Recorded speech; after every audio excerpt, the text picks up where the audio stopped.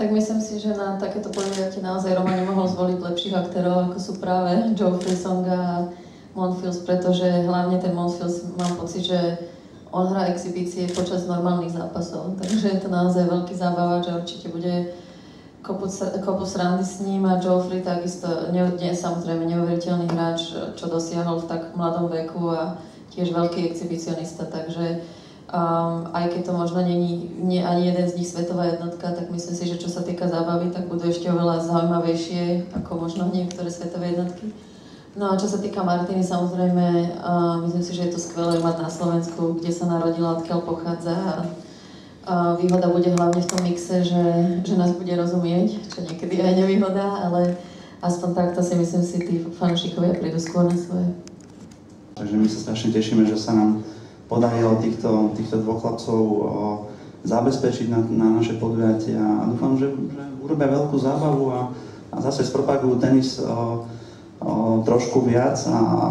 privedú čo najviac divákov jednak do hľadiska, budú motivovať hlavne ako vzory tie ďalšie detičky, aby sme tu mali takéto hviezdy ako je Daniel a ako sú iní hráči, ako bol Karol Kučer alebo Dominik Hrbatý, ktorí naozaj chýbajú tomu slovenskému tenisu a potrebujeme tu nakopnúť trošku aj tú mládež, aby sa jednoducho viac začala venovať tomu športu a dúfam, že toto je naozaj jedna z tých ciest, ktorá ich môže motivovať.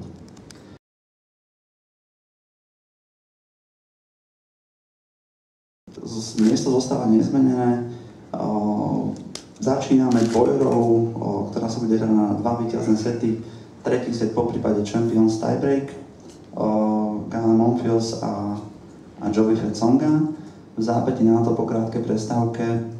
bude nasledovať Champions tiebreak jedného setu, kde si Martina zmenia sily s Danielou. No a ako už po ostatné roky ste mali možnosť v podstate zažiť a prežiť tú veľkú zábavu, čo tu ponúkali tí hráči, keď naozaj mali ten mikroporty medzi sebou, tak sa môžete tešiť na jedného skvelého mixa, kedy Daniela bude hrať s Songom a Monfils bude hrať s Martinou proti sebe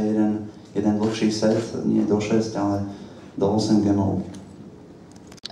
Tak tie exhibície si naozaj užívam, pretože je to naozaj veľké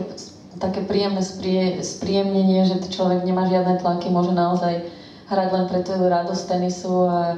a si užívať skvelé momenty na dvorci a mňa konkrétne na to určite netrenujeme, to vždycky príde v tom danom momente a myslím si, že hlavne vďaka Martine a obom Francúzom uvidíte naozaj neskutočné výmeny.